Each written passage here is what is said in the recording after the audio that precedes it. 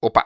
Pra todo mundo que acompanha Chainsaw Man já sabe o quão caótico é o mundo que foi criado nessa obra, mas ultimamente a parada tá complicada. O mangá nunca esteve tão frenético, com uma série de acontecimentos que me faz pensar, caramba Fujimoto, acalma um pouco, cara. E depois de ver o filme que saiu recentemente, eu tive vontade de vir falar um pouco sobre a obra, mais especificamente sobre os acontecimentos mais recentes do mangá, então obviamente esse vídeo vai conter alguns spoilers. Mas enfim, Chainsaw Man, uma obra que me chamou a atenção por um motivo bem simples. A cabeça do cara é uma motosserra.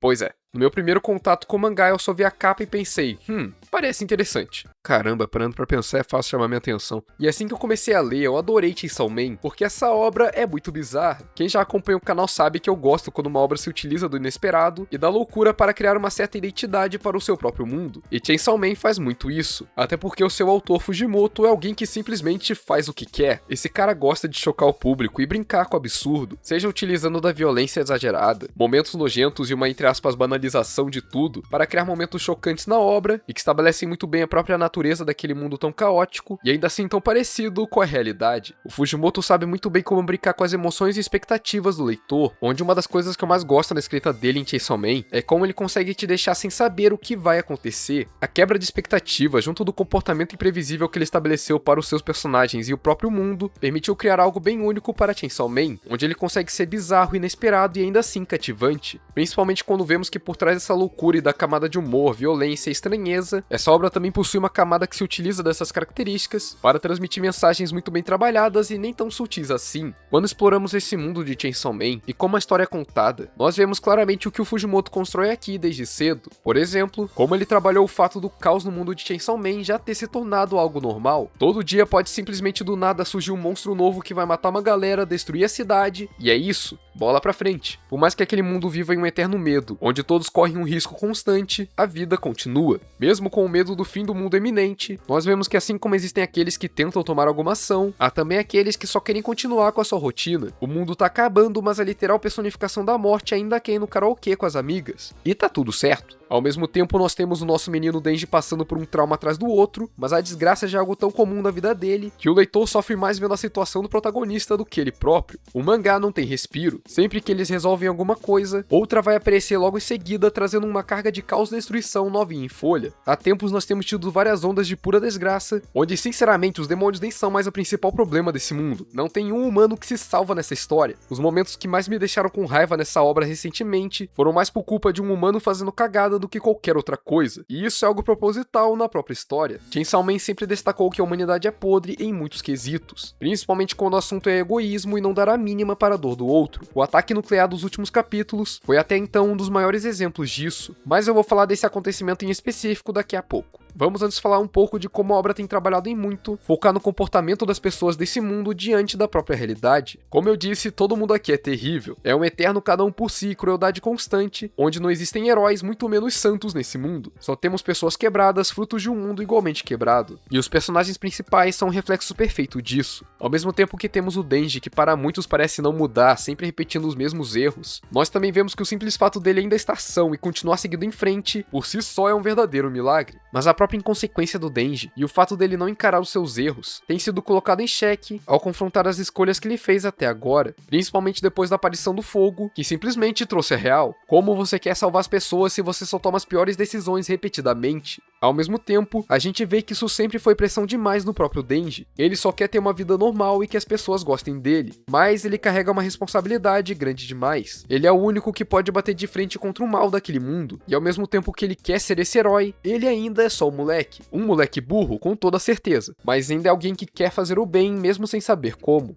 Outro exemplo perfeito é a Asa, que é uma personagem feita para nós acharmos propositalmente chata e que, assim como o Denji, é completamente quebrada, mas por outros motivos. E assim como ele, ela também quer ter uma vida normal e que os outros gostem dela, ao mesmo tempo que também tenta fazer o que é certo, mas ela também só faz tudo errado. E tudo isso constrói não apenas uma sensação de que qualquer um ali pode falhar ou só enlouquecer a qualquer momento, como também mostra que não importa quem você seja naquele mundo, você é só mais um ferrado. O próprio Denji e a Asa já estão malucos depois de tanta desgraça, mas mesmo assim, eles continuam, onde para mim é isso que faz esses personagens tão bons, pois mesmo sendo tão falhos, eles ainda estão persistindo para fazer aquilo que vem como certo. onde o Denji e a Asa não precisam ser grandes heróis virtuosos em busca de salvar todo mundo, até porque isso não se encaixa neles e nem nesse próprio mundo. Na realidade, eles são só dois adolescentes com muito poder, que querem ajudar as pessoas em uma realidade quebrada, simplesmente porque sabem que isso é o certo a se fazer, e enquanto tentam fazer isso, eles falham de novo, e de novo, e de novo, e de novo, mas pelo menos eles estão tentando. Em um mundo onde só tem maldade, o simples ato de tentar fazer o bem já é algum progresso, e eles não escondem que tem sim segundas intenções. Ambos querem ser reconhecidos e satisfazer as suas próprias vontades, mas eles também são os únicos que nós vemos dispostos a abandonar essas vontades quando se encontram diante de ter que fazer o bem, diferente de outros personagens que nós vemos no decorrer da obra que fingem virtudes, que dizem estar lutando por um bem maior para todos, mas no fim só queriam satisfazer a si mesmos, seja como a Makima, que dizia querer trazer paz controlando tudo e todos, sendo tal mal necessário, a segurança pública, que já deixou há tempos de proteger as pessoas e agora só quer coletar mais e mais poder ou assumir o controle do Chainsaw Man, ou até mesmo aquele culto que surgiu ao Chainsaw Man, que só queria usar da imagem desse novo herói para controlar os jovens, os dando a sensação de propósito e de que eles estavam criando um mundo novo e melhor, sendo que também só estavam sendo manipulados, mostrando que naquele mundo, sempre que surge alguém levantando a bandeira de ser um grande herói em busca de algo melhor para todos, no final esse acaba sendo pior do que qualquer um, piorando ainda mais a situação.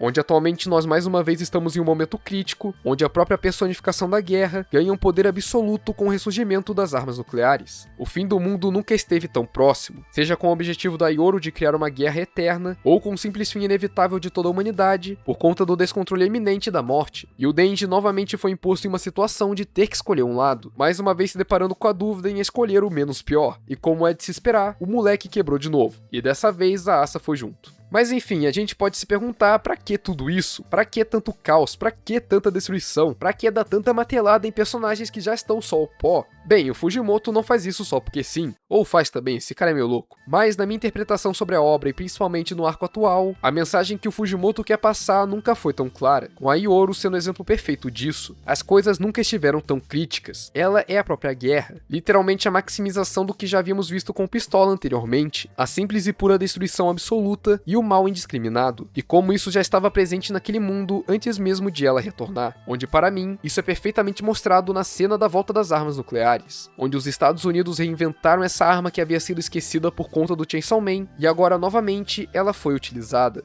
A sequência das páginas mostrando o uso dessa arma tem um peso tão absurdo que na hora me lembrou imediatamente das páginas do Retorno do Pistola, onde em cada página eram mostrados os nomes de cada uma das pessoas que morreram com a volta dele, e dessa vez nós vemos com o ataque nuclear dos Estados Unidos à União Soviética, os americanos comemorando pela vitória nessa guerra, enquanto viramos as páginas e vemos a Yoru, a personificação da guerra, cantando o quanto ela ama essa nação que trouxe as suas amadas armas nucleares de volta, enquanto vemos as consequências do uso das mesmas. O Fujimoto não foi nem um pouco sutil dessa vez. A mensagem que ele quer mostrar aqui é muito clara. Um mundo onde as ditas pessoas boas e comuns comemoram a destruição em massa, a morte e a dor de outras pessoas sem se importar. Afinal, na visão delas, antes os outros do que a gente. O mundo que foi construído em Chainsaw Man sempre foi usado das mais diversas formas pelo próprio autor para nos mostrar o lado mais sujo da humanidade. Mas ao mesmo tempo que ele mostra esse lado vil, ele também nos mostra que talvez o pior esteja em justamente negar a existência dele. Como quando vemos os exemplos anteriores, de personagens que se escondem atrás das tais boas intenções e acabam fazendo apenas o mal, enquanto vemos o Denji e a Asa que reconhecem as próprias falhas e não as escondem, onde ironicamente, as tais pessoas falhas são as que tentam fazer o que é certo. A própria Yoru e tudo o que ela está fazendo agora é apenas uma consequência da própria natureza humana, mas ao mesmo tempo, o Chainsaw Man surge dessa mesma natureza caótica, para justamente bater de frente com todos esses medos e males que os humanos criaram.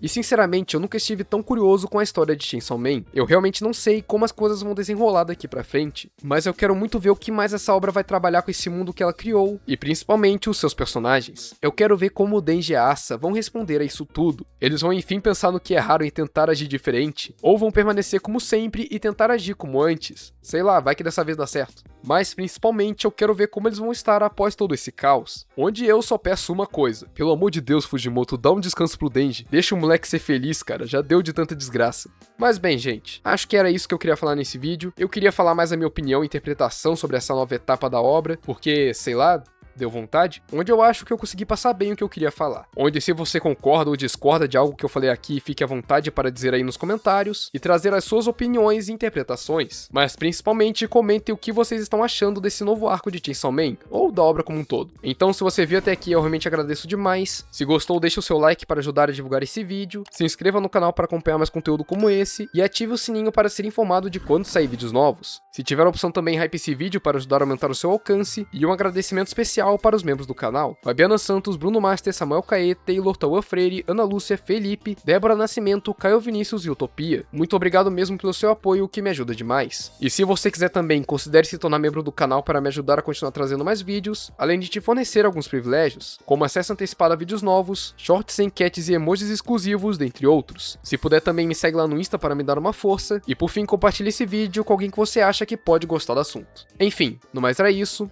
eu sou o Lox e nos vemos nos próximos vídeos.